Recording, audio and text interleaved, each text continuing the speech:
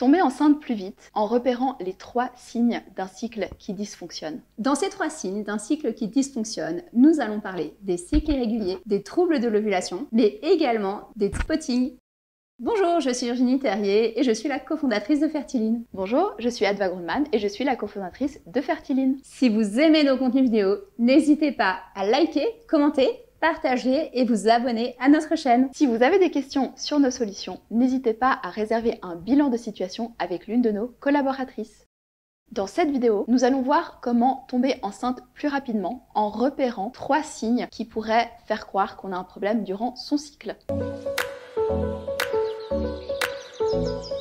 Le premier signe, c'est les cycles irréguliers. En fait, la durée d'un cycle théorique est à peu près de 28 jours. Ça reste complètement théorique. Et on peut avoir une variation, effectivement, de la quantité de jours d'un cycle sur 2-3 jours. C'est-à-dire que d'avoir des cycles qui varient, par exemple, entre 27 et 29 jours, 27 et 30 jours, ce n'est pas forcément un problème. Par contre, quand on a des cycles qui varient entre une durée, par exemple, de 25 jours, 45 jours, là, on va avoir une dynamique de cycle anovulatoire, disovulatoire, avec des ovulations retardées, des tentatives d'ovulation qui ne se font pas, des phases lutéales du coup qui sont inefficaces, des ovocytes qui sont ovulés alors qu'ils ne sont pas tout à fait matures, des phases folliculaires qui sont potentiellement inefficaces, et donc ces cycles-là, il faut les repérer. Donc finalement, si vous avez des cycles qui varient et que ce temps de variation est de plus de 3 jours, il faut s'occuper du cycle, l'investiguer et comprendre exactement ce qu'il se passe. Et pour cela, il va falloir traquer vos cycles et voir quelles sont les phases qui dysfonctionnent. Le deuxième élément qui dysfonctionne est le trouble de l'ovulation. Il existe chez toutes les femmes des cycles anovulatoires, c'est-à-dire que chez une femme qui a des ovaires qui travaillent normalement, il est tout à fait possible d'avoir un cycle sur lequel on n'ovule pas. Par contre, dans certains profils, on peut avoir de la dysovulation ou de l'anovulation, donc pas d'ovulation du tout, sur de nombreux cycles. C'est ce qu'on repère notamment dans le syndrome des ovaires polykystiques. Certaines femmes ont jusqu'à 3 cycles sur 4 anovulatoires, ce qui réduit vraiment les cycles de grossesse. Un cycle anovulatoire peut tout de même déclencher, pour finir, des règles, où on peut avoir des cycles avec des ovulations qui sont relativement peu efficaces, des phases lutéales qui ne tiennent pas. Donc il faut repérer effectivement les troubles de l'ovulation et savoir si l'ovulation est efficace. Comment savoir si une ovulation est efficace? Le seul moyen de le savoir, c'est de réaliser des courbes de température et d'observer le décalage entre le début de la courbe qui correspond à la phase folliculaire et la suite de la courbe, la seconde partie de la courbe qui correspond à la phase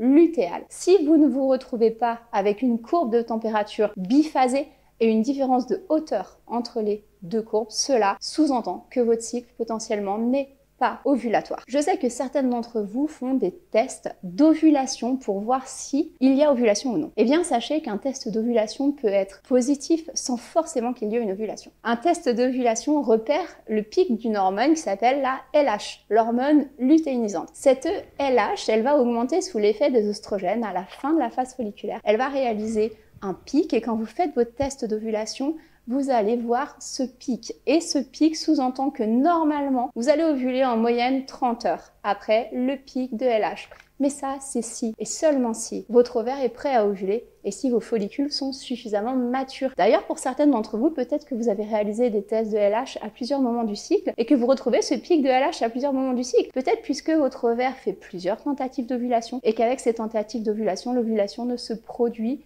tout de même pas. J'entends aussi souvent des femmes me dire « mais je sais que j'ovule puisque j'ai un pic de glaire cervicale ». En fait, c'est le même concept. Le pic de glaire cervicale est en lien avec la quantité très très haute d'œstrogène. Il arrive au moment du pic de LH, mais il est censé d'ailleurs déclencher l'ovulation, mais il ne la déclenche pas toujours. Donc, une glaire cervicale importante est un indicateur de la quantité d'œstrogène, est un indicateur que vous allez avoir ce pic de LH qui va avoir pour but de déclencher l'ovulation. Mais ce n'est pas un indicateur d'ovulation. Il est donc important, pour savoir si votre cycle est ovulatoire, de réaliser une courbe de température et de voir le décalage, si ce décalage entre la phase folliculaire et la phase lutéale est présent.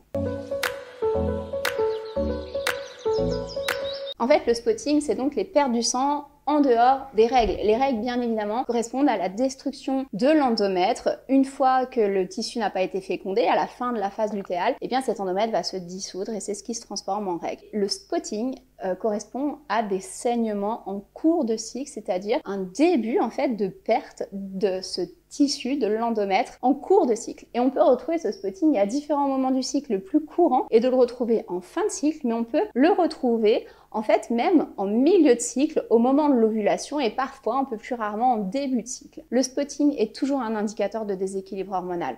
Toujours. Il est un indicateur de déséquilibre hormonal, mais pas forcément du même déséquilibre hormonal en fonction de la phase sur laquelle il se trouve. Donc à partir du moment où vous avez du spotting, on peut vraiment noter qu'il y a un cycle qui subit en fait un déséquilibre hormonal et qui doit être rééquilibré dans son fonctionnement, quel que soit le moment du cycle sur lequel apparaît ce spotting.